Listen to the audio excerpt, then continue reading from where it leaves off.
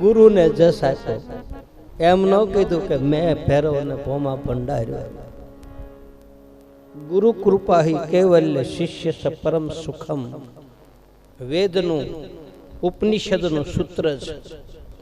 સદગુરુ કૃપા કરે તો શિષ્યને પરમ સુખનો અનુભવ થાય. આ સુખ નહીં, પરમ સુખ જેને કહે એ સુખનું આ જગતમાં ક્યાંય વર્ણન નથી. પરમ સુખ, પરમાનંદ, નિજાનંદ, બ્રહ્માનંદ, અખંડાનંદ એ સદગુરુની કૃપાથી નિજાનંદ પ્રગટ થાય છે. અને જેને નિજાનંદ પ્રગટ થઈ જાય એને જ આ જગતમાં નિજારી કહે છે. બાકી નિજાનંદ પ્રગટ ન થયો હોય એને નિજારી કહેવામાં આવતો. નિજાનંદ નાભીમાંથી પ્રગટ થાય છે. ડાલીબાઈની કથામાં હું તમને કહીશ. બહુ આમ ભક્તરાજ ડાલીબાઈનું ચરિત્ર જે છે મહાન ચરિત્ર છે. ગુરુની કૃપા મેળવવા માટે મેં કહ્યું એમ આપણે લાયક બની તો આપણને સદગુરુની કૃપાનો અનુભવ થાય. આ નિજાર ધર્મની માલિકા છે ને,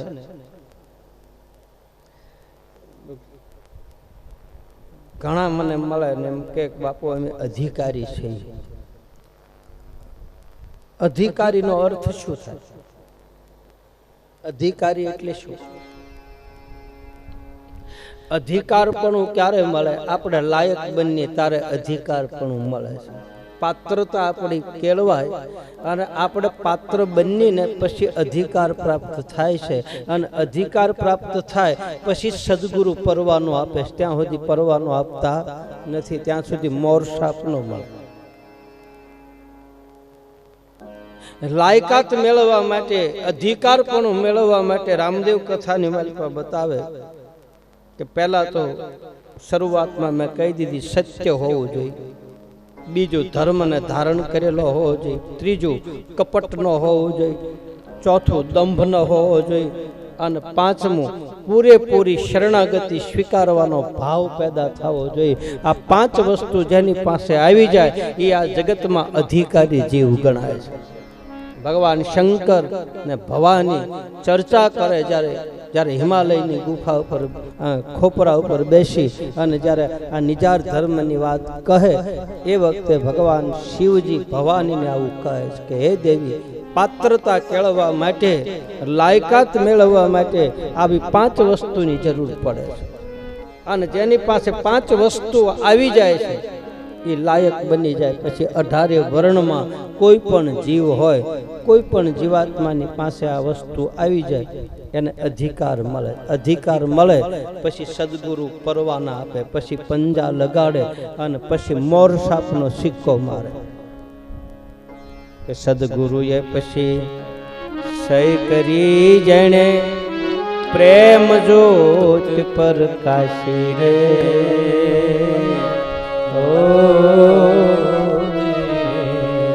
પછી સદગુરુ સહી કરે મારી અને સહી કરી દે પછી પ્રેમ જ્યોત પ્રગટ થઈ જાય. આ અધિકાર લાયકાત એમ મળે. અધિકાર વગર મા બાપ દીકરાને વ્યવહાર નથી હોપતા. છોકરાને જોવે, દીકરો ને દીકરાની વહુ આવે પછી આમ જોવે કે ના ના હવે આ ઘર સંભાળીએ કે એમ છે, વ્યવહારમાં જઈ શકે એમ છે, મારો બધો પરિવારમાં ભળી જાય એમ છે. તારે દીકરાને અને દીકરાની વહુને ચાવી હોપે. બાપ તઈ જ દુકાન હોપે કે હવે મારો દીકરો ધંધો કરીએ કે એમ છે, ગ્રાહક તૂટે નહીં, બધાની હારે વ્યવહારમાં રહીએ કે એમ છે, ઉધાર કોને દેવું ને કોને ન દેવું એ આમ આવે ત્યાં એને ખબર પડે એમ છે. આવો બધો લાયક બની જાય પછી બાપ દીકરાને દુકાનનું ચાવી હોપે અને લાયક પત્ની દીકરી બની જાય, પુત્ર વધુ આવનારી, પછી જ એને ઘરની માલપા સાસુ અને સસરા વ્યવહાર હોપે કે લ્યો બેટા હવે તમે આ સંભાળો.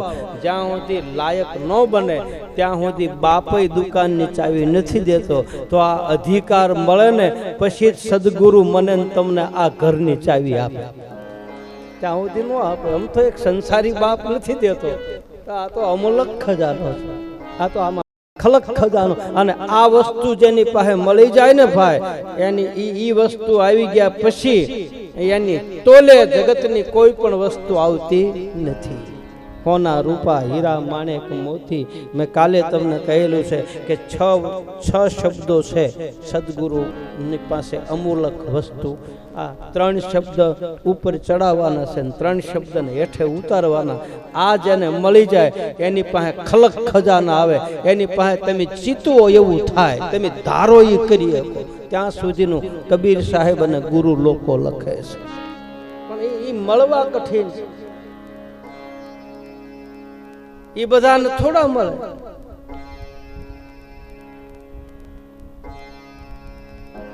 રામદેવજી મહારાજના નિજાર પંથની જે ધારા છે ને, એ 6 ક્રિયાનું જ્ઞાન છે. અને 6 ક્રિયાનું જ્ઞાન કોકને જ ખબર છે. બાકી તો એક ક્રિયામાં રમતા હોય, 2 કળામાં રમતા હોય, 3 કળામાં રમતા હોય, વધીમાં 2 કળા, ત્રીજી કળા કે અઢી કળામાં પગે. ત્રીજી કળા હજી લગભગ પગ્યા નથી. 4 કળામાં તો કોક જ રમે છે. અને જે 4 કળા રમે, મુરદાસ બાપુ એક આરતીની માલભાઈ ગાય છે.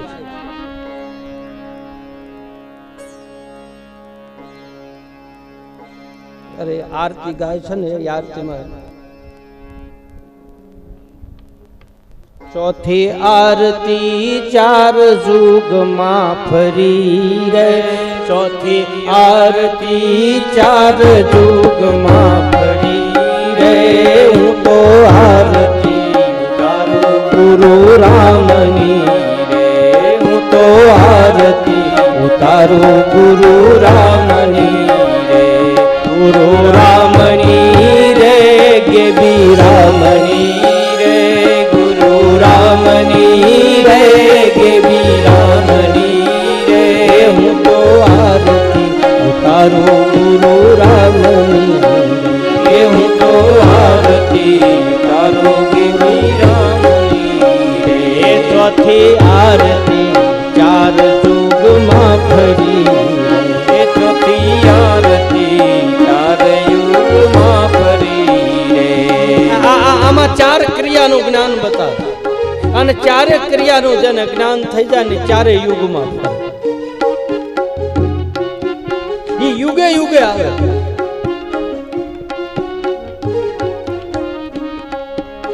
બાપુની આરતી, મુરદાસ બાપુની આરતીનો અર્થ હું આ કરું. એમણે જે અર્થથી લખ્યો હોય, પણ હું એનો અર્થ આ કરું કે આરતી, આ જીવ સદગુરુનો ચરણનો અધિકારી થયા પછી આ જીવ મરતો નથી. પછી 4 યુગમાં હારે હોય છે, 4 યુગમાં અખંડ હોય, અમર બને છે, અમર પદ. પછી એને જ્યારે પ્રગટ થવું હોય ત્યારે થઈ શકે. આ મોક્ષ ગતિ એટલે શું ભાઈ? મોક્ષ ગતિ એટલે શું? મોક્ષ ગતિ એટલે ભગવાનની સામે આમ બેહવા, એનું નામ મોક્ષ ગતિ.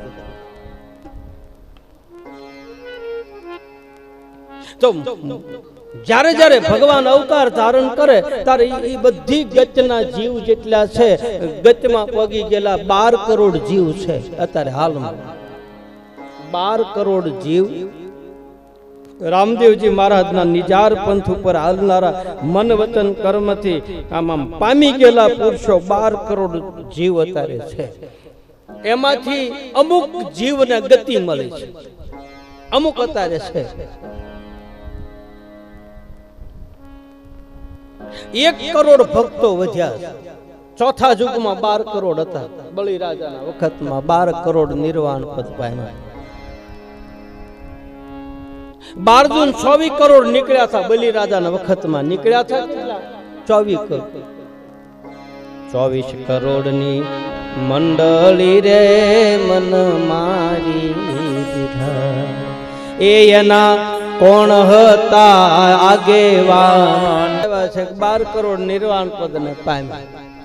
હવે 12 કરોડ માંથી કળયુગ જ્યારથી આવ્યો ત્યારથી અત્યાર સુધીમાં 1 કરોડ ભક્તો વધ્યા રામાપીરના. એટલે 13 કરોડ ભક્તો અત્યારે છે, મન વચન કર્મથી માનવા વાળા, આમ કાયદેસર ગુરુના ચરણના અધિકારી પરવાના વાળા. એમાં ફેર ન પડે. જતી અને સતી જે કાયદેસરના કે એવા 1 કરોડ વધ્યા એટલે કુલ 13 કરોડ ભક્તો અત્યારે થયા. આપણે આવી કથા હાલે રામાપીર પ્રત્યે આપણને ભાવ જાગે એ તો અલગ, બાકી કાયદેસર ગુરુમુખી નિજારી જેને કહે, વરેલા કહે, મહાધર્મના અધિકારી જે કહેવું કે 1 કરોડ વધ્યા, 13 કરોડ થયા. અને હવે બાકી કેટલા રહ્યા? 20 કરોડ બાકી રહ્યા. અને 20 કરોડ પાછા થાય ને તારે પાછા 33 કરોડ થાય. અને 33 કરોડ થાય તેદી પાછા કળજુગ ઉઠાપીને સતયુગની સ્થાપના પાછી કરશે. આ 33 ને 33 જ રહે, 34મો થતો નથી. અને જ્યાં પાટ હોય ને ઠાકરનો, ત્યાં 33 કોટી દેવતાઓ હાજર હોય છે, અંતરિક્ષમાં હોય, દેખાતા નથી. પહેલા પાયે 5 કરોડ, બીજા પાયે 7 કરોડ, ત્રીજા પાયે 9 કરોડ, ચોથા પાયે 12 કરોડ. 5, 7, 9 અને 12 આ ચારેને ભેગા કરો એટલે થાય 33. અને 33 થાય અને વચ્ચે જે પ્રકાશ પડે એ પ્રકાશ ચારે દિશામાં પડે. પાટમાં કઈ પડદો ન હોય. જે રામદેવજી મહારાજનો પાઠ છે ને એમાં બાજોઠ ઉપર કઈ પડદા ન હોય, કારણ કે એને તો પૂર્વ દિશામાંથી પ્રકાશ પડે, ઉત્તરમાંથી પ્રકાશ પડે, દક્ષિણમાંથી પ્રકાશ પડે, અને આથમણો, ઉગમણો, દખણાદો, ઓતરાદો, ચારે દિશામાંથી જીવ આવી. દખણાદા બહારથી આવે તોય જ્યોતિ દેખાય, ઉગમણા બહારથી આવે તોય જ્યોતિ દેખાય, ઓતરાદા બહારથી આવે તોય જ્યોતિ દેખાય. બાજોઠ ઉપર જે પાઠ કરેલો હોય એ પાઠને પડદો ન હોય, એ ખુલ્લો હોય અને એની વચ્ચે જ્યોત જગતી હોય. તમે દીવો વસાળાય મૂકો, આ જ્યોત મૂકી હોય તો આ ભાઈ બેઠો હોય એને દીવો દેખાય, આ ભાઈ ને બેઠો હોય એને સામે બેઠા હોય એને, આ બેઠા હોય એને. આ દીવાની આડો, જ્યોતની આડો પડદો નથી. એ તો ગમે એ બેહીન પછી પ્રકાશ લેવાની જેટલી શક્તિ. પેલા યુગમાં પાટ માંડ્યો 5 કરોડ જ લઈએ કે, બીજા યુગમાં પાછા 7 વધ્યા, 2 વધ્યા, 5, 6 ને 7, 2 કરોડે પ્રકાશ ખેંચ્યો. ત્રીજા યુગમાં પાછા 2 કરોડ વધ્યા એટલે 7 થયા. તમે જોજો 2 જ વધે. શરૂઆતમાં 5 હતા, 5માં 2 નાખો કેટલા થયા? હે, બીજા યુગમાં 2 કરોડ વધ્યા, 7 થયા. 7માં 2 નાખો કેટલા થયા? 9. અને કળયુગમાં 9, 10, 11 ને 12, 1 કરોડ વધ્યા, 13 થયા. કળયુગ આવ્યો, ચારે યુગમાંથી લેતા કળયુગ આવ્યો ત્યાં 1 કરોડ વધ્યા. 1 કરોડ વધ્યા એટલે 13 થયા. ત્યારે 12 કરોડ, 13 અત્યારે 1 કરોડ અત્યારે હાલમાં છે. મારો કહેવાનો ભાવ કે 33 રહે. આ જે 33 કોટી આમ પાઠની કથામાં હું કહે, આ 33 દેવતાઓ છે ને, આ બધા 33 કરોડ નિર્વાણ પદને પામેલા છે. હવે એમાંથી કોકને જન્મ લેવો હોય તો આમાંથી 1 કરોડ છે, એમાંથી 1 જીવ પાછો ન્યા જાય અને 1 જીવ પાછો અવતાર ધારણ કરે. જ્યારે જ્યારે ભગવાનની જન્મ થાય ને જ્યારે એને આવવાનું મન થાય કે હવે મારે અવતાર લેવો છે, જો ભગવાન નહીં આવે, ભગવાન ન આવે ને તો એના પ્રતિનિધિ તરીકે કોઈ સાધુ સંતને મોકલે. હવે આ 33 જે બેઠા છે ને મોક્ષ પામેલા, એ 33 માંથી કોઈને એમ કે ભાઈ તું જા, તારાથી આ મલકની માલપા કે આ વિસ્તારની માલપા તારાથી બધી પ્રજા માનશે, તારામાં બધાને શ્રદ્ધા બંધાહે અને તું અવતાર લે. એટલે ભગત બીજ બટલે નહીં, યુગ જાય અનંત, ઊંચ નીચ ઘેરે અવતાર ધરે, પછી આખર પાછો સંતનો સંત. જરૂર પડે ત્યારે સંતને મોકલે, જરૂર પડે ત્યારે ભક્તને મોકલે, જરૂર પડે ત્યારે જતીને મોકલે, જરૂર પડે ત્યારે સતીને મોકલે. અને આ કોઈથી હરખું ન થાય ત્યારે જરૂર પડે ત્યારે યુગે ઉગે ઈ પોતે આવે. કારક રામ બને, કારક રામદેવ બને. ધર્મના પાયાને હરખા કરવા માટે મોક્ષ ગતિ એટલે આ પાટ ઉપર બેહવાનું, ભગવાનની સામે બેહી રહેવાનું. ઈ અવતાર લે ને એમ કે અમારા પ્રભુ આવું છે, બોલે આવું હોય તો જા ફલાણા ભાઈ ઘરે અવતાર તું લે, જા તું ઓલા ઘરે અવતાર લેજે, જા તું ઓલા ઘરે અવતાર લેજે, પંચાળમાં અવતાર લેજે, જા તું ગીગડો થઈને પૂજાજે, જા તું દાસી જીવન થઈને પૂજાજે, જા તું ખીમ થઈને પૂજાજે, જા તું નગો લાખો થઈને પૂજાજે, જા તું વડવાળો થઈને પૂજાજે. આ બધાને જુદી જુદી જગ્યાએ મોકલે અને પછી બધાને પાછા એક જગ્યાએ ભેગા કરે અને ભેગા કરીને પાછા એમ કે હાલો હવે આપણે નિર્વાણ પદ લેવાનું છે, તું આ તારીખે નિર્વાણ પદ લેજે, તું આ તારીખે નિર્વાણ પદ લેજે. વળી પાછા 33 કોટી પાટે ભેગા થઈ જાય. આ નિયમ છે. આ યુગ આ ધરતી બંધાણી ત્યારથી 33 કરોડ જીવાત્માને મોક્ષ ગતિ મળી. એ 33 ના 33 જ રહે. એને 3300 પાઠ કહે. પાઠની કથા હશે તારે હું કહીશ.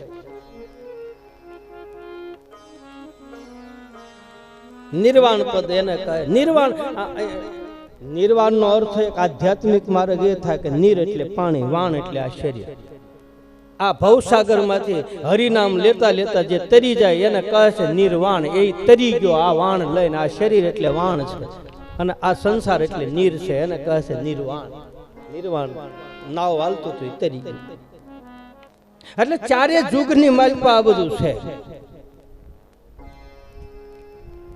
ચોથી આરતી 4 જુગમાં ફરી રે, ચોથી આરતી 4 જુગમાં ફરી રે, ચોથી આરતી 4 યુગમાં ફરી રે, ચોથી આરતી 4 યુગમાં ફરી રે.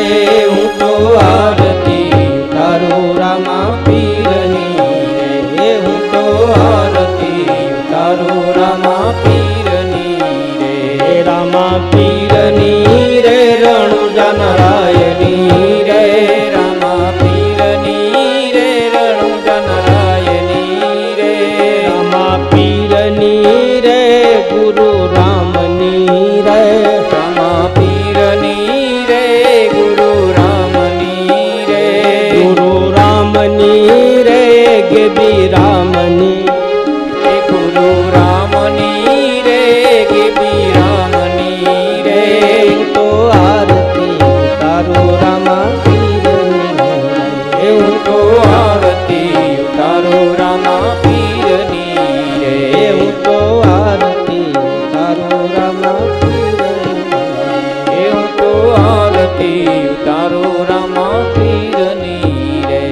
હવે મારો મૂળ કહેવાનો ભાવાર્થ કે મોક્ષ ગતિ પામેલો જીવ ચારે ઋણમાંથી મુક્ત થાય પછી મોક્ષ ગતિ મળે અને મોક્ષ ગતિ પામેલો જીવ ચારે યુગમાં ફરે.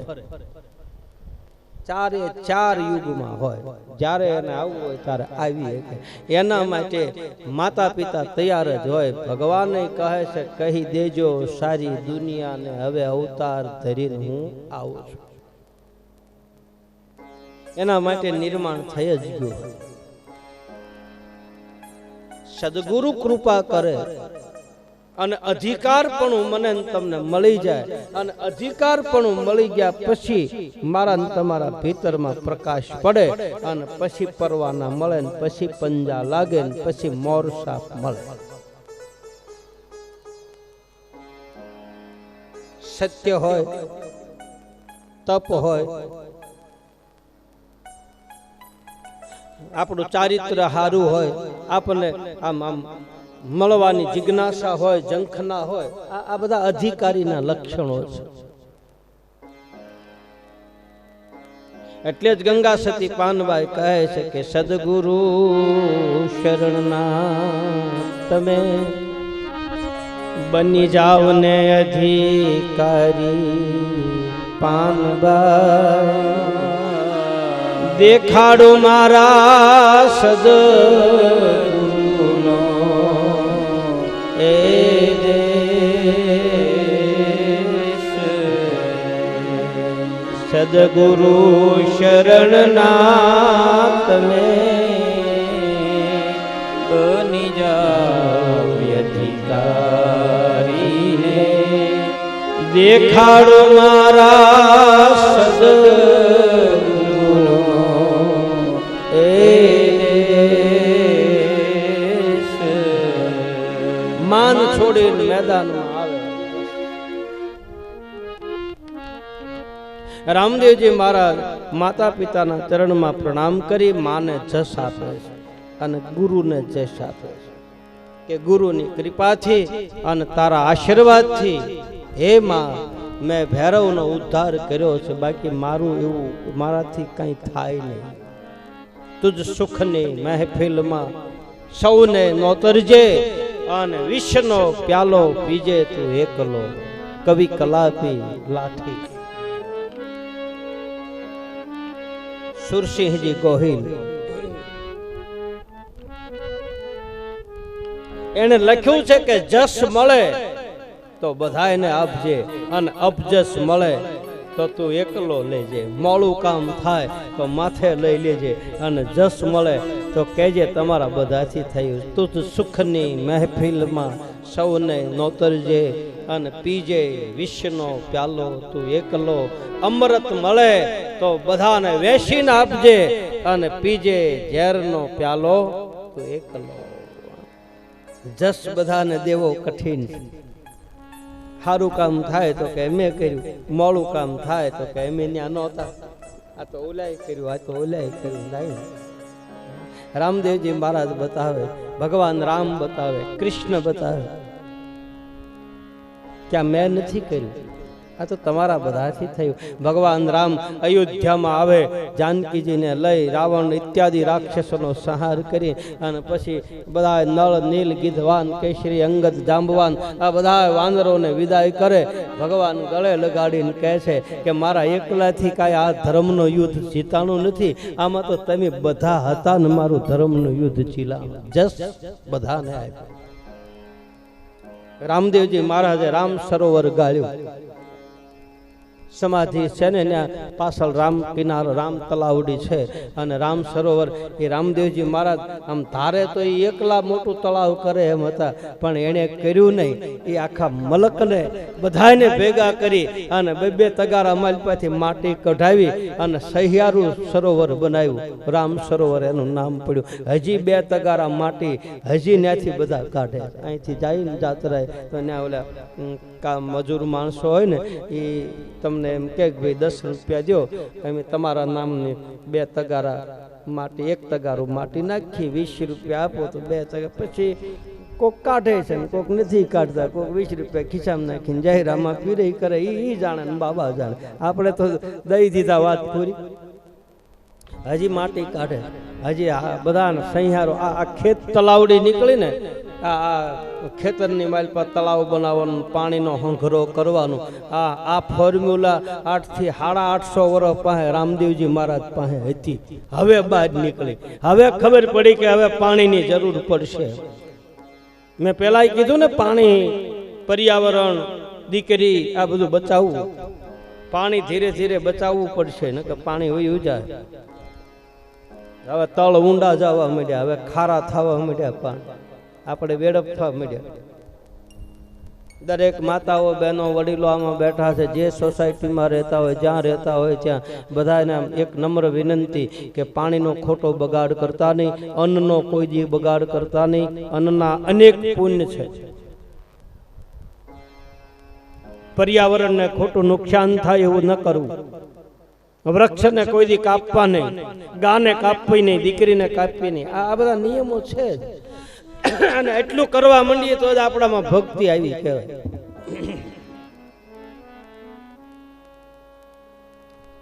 કારણ કે શરૂમાં આપણે બધા દેહમાંથી આવ્યા અને શરૂમાં આવ્યા તો ડાર મૂકતા હતા કેટલા ફૂટે પાણી આવતું, 20 ફૂટ અને 25 ફૂટે પાણી આવતું એમ કે છે. 25 વર્ષ પહેલા 30 વર્ષ પહેલા અહીં શરૂમાં આવ્યા હોય અને આમ બોરિંગ કરે તો 25 ફૂટે પાણી 30 ફૂટ વધી કે નહીં ધર્મસિંહ? હા આ ભાઈ અમારા ધર્મસિંહ ભાઈ છે ભુવા, 40 વર્ષ થયા ને તું અહીં આવ્યો. હા તો 40 વર્ષમાં પહેલા અહીં ડાર મૂકતા તો 20 ફૂટ 25 ફૂટે પાણી આવતું. હવે 100 ફૂટ જવું પડે, કારણ કે પાણીનો ખોટો બગાડ થવા માંડ્યો ને એટલે ધરતી રસ સોરવા માંડી. કિંમત નથી ને, કદર નથી ને. એક એક ટીપા હાટું પાણી થઈને ગામડામાં તમે જો માથા ઉપર ડબ્બો લઈ અને ખરા મધ્યાહનો અમારા ખારા પાટમાં આવો અને પંચાળમાં આવો તો હજી બેનું દીકરીઓ માથા ઉપર ડબ્બો લઈ અને 1 કિલોમીટર ખારમાંથી પાણી ભરીને લાવે. અત્યારે હાલમાં મીઠું પાણી પીવાનું અને આપણે છે તો આપણે કદર નથી. રામદેવજી મહારાજે પાણીનું સરોવર બનાવ્યું, આખી રામ સરોવર બનાવ્યું. એમાં પાણી રામદેવજી મહારાજે પોતે પછી પાલું મારીને ગંગાને પ્રગટ કર્યા, પણ જસ તો બધાને આપ્યો.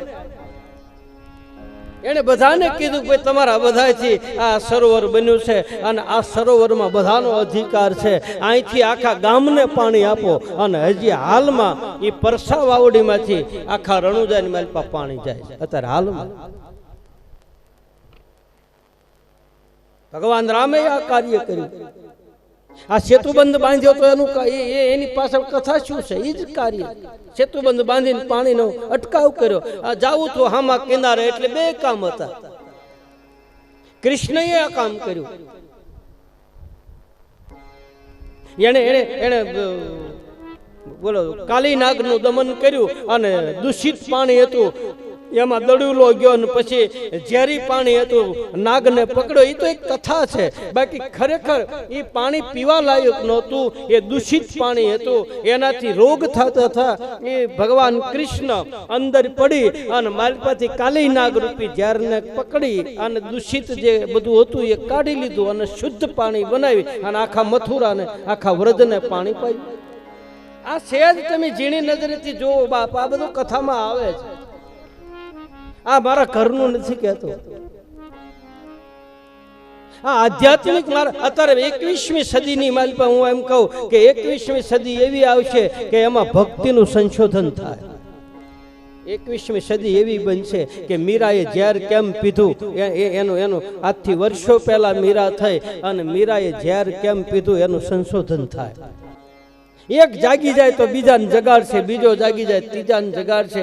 એમ કરતા કરતા હું એમ કહું કે કળજુગ પૂરો થાય ને વળી પાછા 33 કરોડ જાગી જાય, વળી પાછા 33 થઈ જાય. રામદેવજી મહારાજ થયા એને 850 વર્ષ થયા. જ્યારથી ધરતીના મંડાણ માંડ્યા ને ત્યારથી આ નિજાર ધર્મની સ્થાપના થઈ. બીજ ધર્મની, મહાધર્મની, જૂના ધર્મની. ભગવાન શિવ અને આદિ શક્તિ મહામાયાએ માર્કંડ પુરાણમાં કહે 50 કરોડમાં પાણી હતું ને તેથી આ ધર્મ થાપ્યો. અને તે દુનો અત્યાર સુધીમાં 1 કરોડ નિજાર પંથી બન્યા. 1 કરોડ. અજૈયા મરી ગયેલી પડી છે બકરી. પ્રમાણ ન આપીએ કે સત ઓછું થઈ ગયું. મેં કીધું ને ટસલી આંગળી સત્યની છે. આ ટસલી આંગળી કળજુગમાં સત્ય ઓછું છે એટલે પ્રમાણ ન મળ્યું. પ્રમાણ ન મળ્યું એટલે અજૈયા હજીવન ન થઈ. એનો અર્થ એ ન થાય કે સત્યતા નથી, કે ભગત નથી, કે ભક્તિ નથી. ભક્તિ ને ભજન ને સંત બધા છે, પણ ક્યાંક ક્યાંક છે. એ ઠેર ઠેર નથી. અમુક પ્રાંતમાં જાગૃત અને એ છે એ દેખાતો નથી. એવું થોડું છે કે આવા વેહમાં હોય. એ તો આવા વેહમાં હોય, હાડલામાં હોય, પેટ પેશેટમાં હોય, કાંઈ આમાં હોય એવું થોડું છે. મને તમને રામદેવજી મહારાજ બતાવે કે ગમે એટલી આપણી પાસે સાધન હોય, સાધના હોય, સંપત્તિ હોય, પણ સદગુરુ વગર અંકુશ પ્રાપ્ત થતો નથી. સદગુરુ હોવા જરૂરી છે. ગુરુ બિન જ્ઞાન ન ઉપજે, ગુરુ બિન મિટે ન ભેદ, ગુરુ બિન સંશય ના ટળે, ભલે વાંચો ચારે વેદ. કદાચ 4 વેદનું જ્ઞાન પ્રાપ્ત થઈ જાય પણ સદગુરુ વગરનું જ્ઞાન એમાં સંશયો થયા કરે છે. મારી તમારી માથે કોઈ સદગુરુની કૃપા હોય તો આપણા જ્ઞાન સ્થિરતા પામે છે, નહીતર એ ઉદ્વેગ થયા કરે છે. રામદેવજી મહારાજ કહે છે, પીર હોવા છતાંય એને સદગુરુની જરૂર પડે છે. રામને જરૂર પડે, કૃષ્ણને અને રામદેવને. થોડાક પ્રશ્નો બાબા રામદેવજી મહારાજ પૂછે. બાળીનાથ બાબા ટૂંકમાં એનો જવાબ આપે છે કે રામા, તારા શ્વાસે શ્વાસે વેદ રમતા હોય એને મારે આ ઉપદેશ દેવાની શી જરૂર, પણ છતાંય જગતના હિત માટે તે આવા અમુક પ્રશ્ન પૂછ્યા છે. બાબા રામદેવજી મહારાજને બાળીનાથ બાબા ગુરુ બોધ આપે છે. પહેલો પ્રશ્ન રામદેવજી મહારાજ પૂછે કે બાબા, આ જગતમાં જ્ઞાન એટલે શું કહેવાય? બીજો પ્રશ્ન પૂછે કે બાબા, જીવ અને બ્રહ્મની વચ્ચે જે ભેદ રેખા છે, જીવ કોને કહેવો અને બ્રહ્મ કોને કહેવો? ત્રીજો પ્રશ્ન બતાવે કે આ જગતમાં માયા એટલે શું કહેવાય? ચોથો પ્રશ્ન રામદેવજી મહારાજ ગુરુચરણમાં બેસી બાળીનાથ બાબાને પૂછે કે બાબા, આ જગતમાં ભક્તિ કેમ મળે? અને પાંચમો અને અંતિમ પ્રશ્ન રામદેવજી મહારાજ ગુરુને પૂછે કે ભક્તિ મળી ગઈ એ ખબર કેમ પડે? બહુ સમાજના હિતના પ્રશ્નો પૂછ્યા. રામદેવજી મહારાજની કથામાં હરજી ભાઠી વર્ણન કરે. ભગવાન શંકર ભવાનીને કહે છે, મેઘ ઋષિ રૂપાદેને આ કથા કહે છે. રામદેવજી મહારાજ ખુદ ઉગમસિંહ મહારાજને બીજ ધર્મની કથા કહે છે.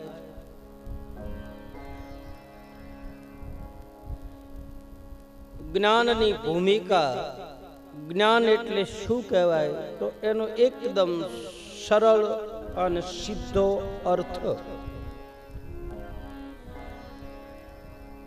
આપણે અંધારામાં હાલ્યા જતા હોય ને કઈ એવું કાળું દોરડું પડ્યું હોય અને આપણને સર્પનો ભાસ થાય કે અહીંયા એરું છે અથવા તો સર્પ છે, અને જેવો બેટરી કે ફાનસ કે મીણબત્તી લઈ અને આમ પ્રકાશ પડે અને ખબર પડી જાય કે આ સર્પ નથી, આ ખોટું છે, આનું નામ જ્ઞાન. સંસારમાં રહે, સંસારને ભીતરમાં રાખે નહીં અને ખબર પડી જાય કે આ જગતમાંથી એક દિવસ આ બધું આપણે છોડીને જવાનું છે, આવું જ એને સમજણ મળી જાય એને આ જગતમાં જ્ઞાન કહે છે. કે આ બધી વસ્તુ નાશવંત છે, તો એનો અર્થ એ ન થાય કે નાશવંત છે તો આપણે ભેગું ન કરવું, આપણે બધું કમાવવું નહીં, આપણે બધું આ મકાન ન બનાવવા, દીકરા દીકરીઓને ન પરણાવવા નહીં. એ કરવાનું જરૂર, પણ આપણું નથી એમ માનીને રહેવાનું, જાગી જવાનું. જેમ સપનામાંથી વ્યક્તિ જાગી જાય એવી રીતે જાગ્રત અવસ્થા આવી જાય, એનું નામ જ્ઞાન. જીવ અને બ્રહ્મની વચ્ચે ભેદ તો મેં તમને કદાચ કાલે કથામાં કહ્યું છે કે ખોટું કર્મ કરવામાં આપણને જે ના પાડે એ અંદર રહેલો બ્રહ્મ, અને એના ઉપરવટ થઈ અને ખોટા કર્મ કરે એ જીવ. એટલો જ ફેર છે, બાકી ફેર છે નહીં. માયા શું કહેવાય? તો બધાય તમે કહો છો, જ્યારે સાધુ સંતની પાસે જાય ત્યારે એમ કહી કે બાપજી અમે તો બધા માયામાં છીએ, અમારાથી ભજન થાય નહીં, ભજન તો બધા સંતો કરે. ના, એવું નથી. પહેલી વાત તો એ, તમે માયા કહો છો કોને એ વાત કરો. તમે કોને માયા કહો? માયા એટલે શું? માયાની વ્યાખ્યા શું?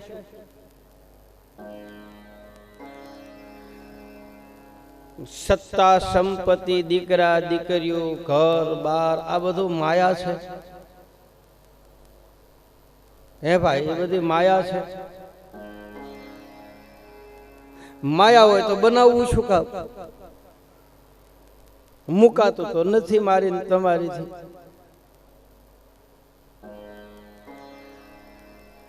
માયા બે પ્રકારની છે, એક અવિદ્યા નામની માયા અને એક વિદ્યા નામની માયા. વિદ્યા નામની માયા આ જીવને પરમાત્મા તરફ લઈ જાય અને અવિદ્યા નામની માયા આ જીવને અધોગતિમાં નાખે. માયા એટલે કોઈ સ્ત્રી નથી, માયા એટલે કોઈ પુરુષ નથી, માયા એટલે સત્તા નહીં, માયા એટલે પૈસા નહીં.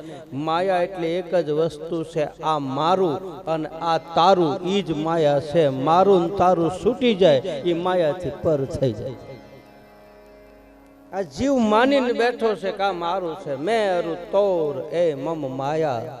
રામચરિત માનસની કથામાં ભગવાન રામ લક્ષ્મણજીને આવા પ્રશ્નનો જવાબ આપે છે કે મેં અને તારું, હું ને મારું તમે મિથ્યા કરી જાણો પાનભાઈ. તારે ઈ જ નથી મુકાતું ને આપણે. આ અમારું છે, આ મારું છે.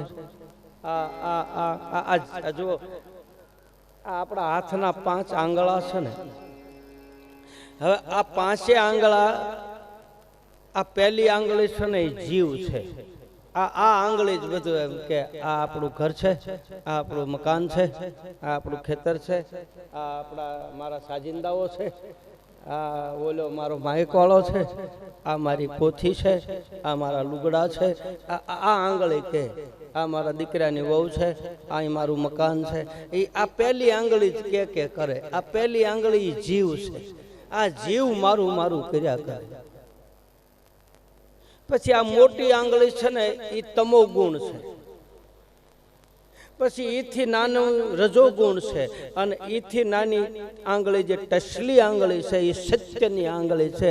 એટલે કળયુગમાં સત્ય ઓછું છે, ઈથી વધારે રજો ગુણ છે, ઈથી વધારે તમો ગુણ છે. અત્યારે કળયુગમાં 24 કલાક બધા તપેલા જ હોય. તમે જોજો, 24 કલાક વતાવાય. તમો ગુણ વધારે છે. અને આ અંગૂઠો એ બ્રહ્મ છે. હવે આ બ્રહ્મને અને જીવને અંગૂઠાનું આટક્યું અને આંગળીનું આટક્યું હારે હારે જોડાયેલું છે. આ 3 આંગળીઓની હારે વાંધો ન આવે. કારણ કે આ જીવ છે ને એ 3 ગુણથી ન્યારો છે. એને તમો ગુણ લાગુ નથી પડતો, એને રજો ગુણ લાગુ નથી પડતો, એને સત્વ ગુણ લાગુ ન પડતો. એ તો અખંડ અને અવિનાશી છે, 3 ગુણથી પર છે. એટલે આ જીવથી 3 ગુણ જુદા થઈ શકે. આ જીવ એકલો થઈ જાય, પણ ઈ જીવ જો હળવે હળવે નમતો જાય અને અંગૂઠાને અડી જાય, બ્રહ્મની હારે ભળી જાય, તો જીવ છે ને એ બ્રહ્મનું સ્વરૂપ છે, એની માલિકા ભળી જાય. મમ વાસો જીવ લોકે જીવ ભૂત સનાતન. ગીતાજીનું સૂત્ર, અહમ વૈશ્વાનરો ભૂતવા પ્રાણીનામ દેહ માર્ષિતમ પ્રાણા પ્રાણ સમાયુક્તમ પંચામ્યમ ચતુર્વિધમ. અને તમે જોજો, લગભગ સાધુ સંતો મહાપુરુષોના હાથ હશે ને તો આ આંગળી અંગૂઠાને અડેલી હશે. ભગવાન બુદ્ધનું ચિત્ર જોવો, પછી કોઈ પણ મહાન સંતના સમાધિમાં બેઠો હોય એની મૂર્તિ જોવો, તો આ આંગળી છે ને અંગૂઠાને અડેલી. એનો અર્થ એ થાય કે આ જીવ બ્રહ્મની માલિકા ભળી ગયો. આને 12 પ્રકારની મુદ્રા આવે, એમાં ભદ્ર મુદ્રા કહે છે. આમ કરીને પદ્માસન લગાવી અને આવી રીતે 3 ગુણ જુદા, આને ભદ્ર મુદ્રા કહે છે. તો આ જીવ છે ને એ જીવ મારું મારું કરે છે, એ જ માયા છે. બાકી બીજી કોઈ માયા છે નહીં. મારું અને તારું નીકળી જાય, અમારું નથી, વાત પૂરી.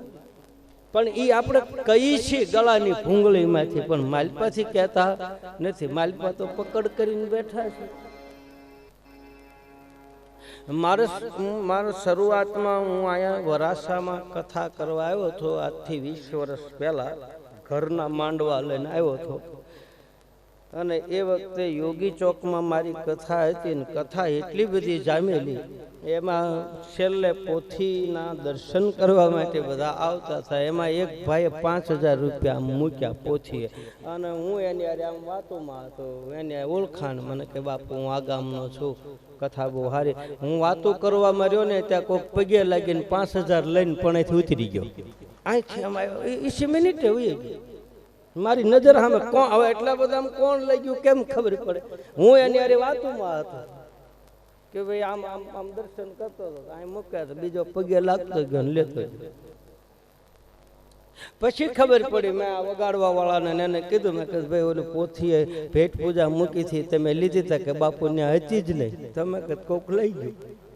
તો એ દુઃખ ન થાય, કારણ કે મારું નહોતું, આ ભાઈએ મૂક્યા અને હું અડ્યો હોય તો મને એમ થાય કે મારા ગયા. એ તો અહીં પોથીએ મૂક્યા હતા, ઓલા મૂક્યા ને ઓલો લઈ ગયો, એ તો દીધારામાં પીરે, એમાં મારે ક્યાં દુઃખી થવાનું? આપણે બસ આવી વૃત્તિ જેને ભીતરની માલ પર પેદા થઈ જાય એને કોઈ દિવસ માયા લોપતી નથી. અમારું નથી, મારું નથી, રહેવાનું એમાં ધ્યાન દેજો. એટલે બધું રેલ નથી મૂકવાનું. હું તમને એમ નથી કહેતો, તમારે રહેવાનું તમારી મર્યાદામાં, તમારે રહેવાનું બધું રાખવાનું હરખું, રેલ ખાતું નહીં. આપણું છે એમ હાંસવવાનું, બધી વાત છે, પણ માલપાથી આપણે કાઢી નાખવું. વયું ગયું તો દુઃખ ન થાય, ગયું તો ભલે ગયું, આપણા પ્રારબ્ધમાં હશે, પાછું મળશે. આ જે વયું જાય છે એની પાછળ દુઃખી થાય છે ને, એટલે જ જીવ દુઃખી થાય છે. બાકી ગયું તો જવા દો. પછી એની વાહે દોડા દોડી કરવી, પાછું મળવાનું છે તો એ પાછું તો અને પાછું મળવાનું હોય તો જાય શું કામ? જે વસ્તુ વહી જાય, મેં પહેલા કહ્યું, જે વસ્તુ વહી જાય છે એ પછી પાછી નથી આવવાની. પછી એ ગઈ છે એને પછી આપણે પકડીને શું કામ બેહવું? કયો છે? હા, એને જવા દો. હરખ અને શોકની જેને આવે નહીં હેડકી પાન ભાઈ. આ ત્રીજા પ્રશ્નનો જવાબ. હું ટૂંકમાં તમને જવાબ, આ કથા કરવા બેસીને તો બીજા 9 દી થાય, તારે આના ઉપર આપણે બધું બોલીએ, પણ ટૂંકમાં હું કહું કે મારું ને તારું મુકાઈ જાય એ માયા. ચોથો પ્રશ્ન પૂછો, ભક્તિ કેમ મળે? તો ભક્તિ મેં પહેલા કહ્યું છે, ભક્તિ કાં તો શિવ આપે, કાં તો સંત આપે, અને કાં તો પૂર્વના પુણ્ય હોય તો ભક્તિ મળે, ન કે ભક્તિ મળતી નથી. કાં તો ગયા જન્મની કમાણી, કાં તો કોઈ હરિગુરુ સંતની કૃપા થાય, અને કાં તો શિવ કૃપા કરે. અને ભક્તિ મળી ગઈ એ ખબર કેમ પડે? હવે એ એક પ્રશ્ન છે કે આપણને ખબર કેમ પડે આપણામાં ભક્તિ છે કે નથી? એ તો જગત એમ કહે છે, ફલાણા ભાઈ ભગત છે, ફલાણા બેન ભક્તિ કરે છે. હવે એની અંદર શું હોય એ તો એ જાણે ને. ભક્તિના કઈ પ્રમાણપત્ર છે? કપાળ ઉપર લખ્યું છે, સજ્જનોના શિર ઉપર કઈ ફૂલના દડા હોતા નથી, દુરીજનોના શિર ઉપર કઈ શિંગડા હોતા નથી, વાતચીત સમયે કળાય આવે, નિષ્ઠા કે ખાનદાની વ્યક્તિની ત્યાં જણાઈ જાય છે. તો ભક્તિમાં કઈ આમ લેબલ માર્યા છે કપાળ ઉપર કે આની માલિકમાં એટલા ટકા ભક્તિ છે, એટલા ટકા હરામનું લોહી છે, કે એટલા ટકા હારું લોહી છે? ભક્તિ એટલે શું? ભક્તિ મળી ગઈ, જગત પ્રમાણપત્ર આપે છે, ફલાણા ભાઈ ભગત છે, ફલાણા બેન ભક્તિ. એ તો પ્રમાણપત્ર દુનિયાએ આપેલું, અને દુનિયાએ પ્રમાણપત્ર આપ્યા એ તો પાછા લઈ લે. જગતે ટેકો આપેલો હોય તો કારે ટેકા પાસે આ સરકારે આખી પડી જાય, ટેકા ખેંચી લે નથી પડી જતી. પ્રમાણપત્ર કોઈ સંત આપે, કોઈ સાધુ આપે, કોઈ મહાપુરુષ આપે, તો એ પ્રમાણપત્ર આ ટકાવારી જે આ ભણતા હોય એને બધાને ખબર હોય. નિશાળની માલિક પ્રમાણપત્ર ને એનું કોઈનું રિઝલ્ટ આવે ને તો એ રિઝલ્ટમાં ટકા આચાર્ય જ આપે, બીજા માસ્ટર આજથી અપાય નહીં. એનું આખું ગ્રુપ હોય છે, એ આખું ભેગા થાય, પછી એની વર્તણૂક જોવે, એના વિચારો જોવે, એના છોકરાની ચાલ સલગત જોવે, અને પછી મિટિંગ થાય, અને મિટિંગની માલ પર ભેગા થઈ અને પછી રિઝલ્ટ આપે, ને પછી પ્રમાણપત્ર, પછી એમાં ટકા હારા મૂકે. આપણા જ બાપા માસ્ટર હોય કે આપણા 100% નો કરી નાખે? થાય જ ને, સવાલ જ નથી ને. નકર તો માસ્ટરના છોકરા 17 વખત નપાસ થાય, તો એ માસ્ટર છે એના દીકરાને પાસ ન કરી દે? ના, ન થાય. એમ અને આચાર્યએ પ્રમાણપત્ર આપી દીધું હોય, પ્રમુખે પ્રમાણપત્ર આપી દીધું હોય, એની કમિટી હોય, એ કમિટીમાં જે પ્રમુખ હોય, પ્રમુખ મારી પાસે સહી કરી દે એટલે એ ટકા હાસા. જ્યાં સુધી સહી ન થાય ત્યાં સુધી ટકા હાસા ન ગણાય. એમાં ભક્તિના માર્ગમાં ભક્તિ કરતા કરતા હરિગુરુ સંતના ચરણમાં બેઠા હોય, અને કોઈ સદગુરુ અને કોઈ મહાપુરુષ મને તમને માથા ઉપર હાથ મૂકીને પ્રમાણપત્ર આપે કે બાપ આનામાં હવે ભક્તિ છે ને આ ભગત માણસ છે, એ પ્રમાણપત્ર હાશે. બાકી દુનિયા તો ભગત કે ગાળ્યું છે. એના એ ભગતને પાછા જગતમાં આમ ગધેડે બેહાર. જગતના પ્રમાણપત્ર નથી હાલતા. આ લોકોને મહાપુરુષોએ બધાએ પ્રમાણપત્ર આપ્યા છે અને એને પ્રમાણપત્ર આપેલા દાસી જીવનને પ્રમાણપત્ર ભીમ સાહેબ આપી દીધું. વાત થાય પૂરી. હજી એમાં લાલ લીટો ન થાય. ખીમ સાહેબ ને, મોરાર સાહેબ ને, ડાલી ને, ભોજા બાપા ને, જલારામ બાપા ને, આ બધા એના ગુરુએ પ્રમાણપત્ર આપી દીધા. એમાં કોઈના બાપની તાકાત નથી કોઈ લાલ લીટો કરી શકે. આ એ ભગત જ કહેવાય. એમાં એને ટકાવારી વધે, બાકી ઘટે નહીં. આપણે હાથે નાથે ઊભું કરી કે હું ભગત છું, એટલે હું ભગત છું, પણ દુનિયા કહે હું માલપા કેવો છું એ હું જાણું. કબીરે કીધું અપને મન કી મેં જાણું, તુમરે મન કી તુમ જાણો. તો આ ભક્તિ મળી ગઈ એ ખબર કેમ પડે? છેલ્લો અંતિમ પ્રશ્ન એનો રામદેવજી મહારાજને બાળીનાથ બાબા જવાબ આપે છે કે હે રામદેવ, આ જગતમાં જીવને ભક્તિ મળી ગઈ એની મેળા એને ખબર પડે. એનો એક જ રસ્તો છે કે તમે ભગવાનની પૂજા કરતા કરતા, તમે હરિના નામ લેતા લેતા, તમે તમારા ઘરે એકલા બેઠા બેઠા, રાત્રિએ ઊંઘ ન આવતી હોય અને પથારીમાં બેઠા બેઠા હરિનું નામ લેતા લેતા આંખમાંથી આહુડા પડી જાય તો સમજી લેજો કે આપણામાં ભક્તિ આવી. રોવાઈ જાય તો